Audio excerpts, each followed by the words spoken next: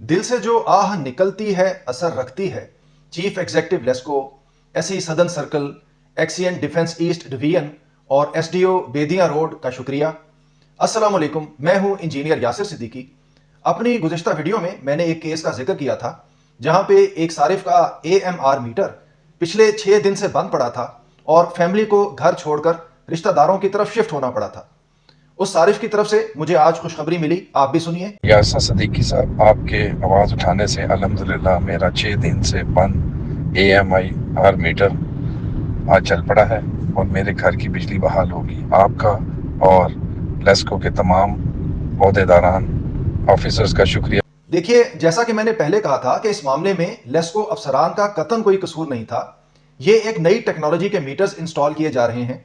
इनको समझने में और इनका सपोर्ट सिस्टम बनाने में कुछ वक्त लगेगा और यही वजह है कि मैं मुसलसल इस जानिब तवज्जो दिलाता आ रहा हूं कि इस काम को एक बेहंगम अंदाज में अंजाम ना दिया जाए, बल्कि एक तदरीज और पूरी तैयारी के साथ चलाया जाए। मैंने इस सिलसिले में मीटर बनाने वाली कंपनी एक्यूरेट प्राइवेट लिमिटेड को भी लूप में ले लिया था और उन्हें बताया था कि देखिए, इदारे की तरफ से इल्जाम आपके मीटर पर आ रहा है, लिहाजा जल्दी कुछ कीजिए।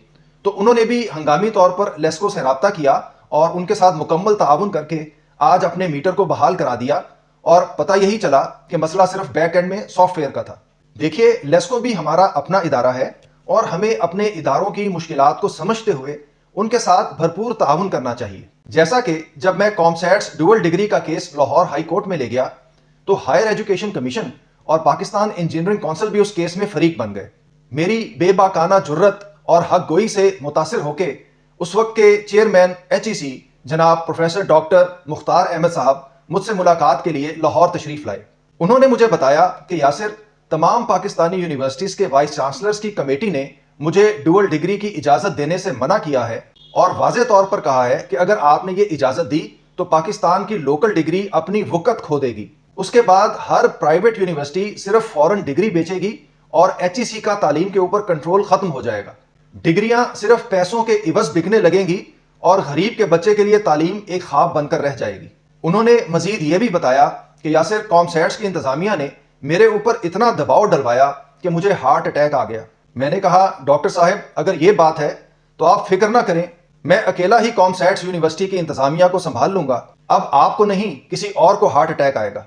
उसके बाद जो कुछ हुआ वो तारीख का हिस्सा है और उसे जो चाहे मेरी फेसबुक वॉल पर खुली किताब की तरह पढ़ सकता है। अल्हम्दुलिल्लाह, मुझे फख्र है कि मैंने मुश्किल वक्त में HEC का साथ दिया और आला तालीम को सिर्फ अमीरों का इस्तेहकाक बनने से बचाया।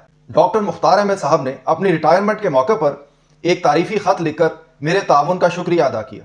सो कहने की बात यह है कि अगर हम पाकिस्तान को खुशहाल देखना चाहते हैं तो हमें अपने इदारों की मुश्किलात को समझते हुए उनके साथ भरपूर ताउन करना पड़ेगा। इसके साथ ही मुझे इजाजत दीजिए। अल्लाह हाफिज।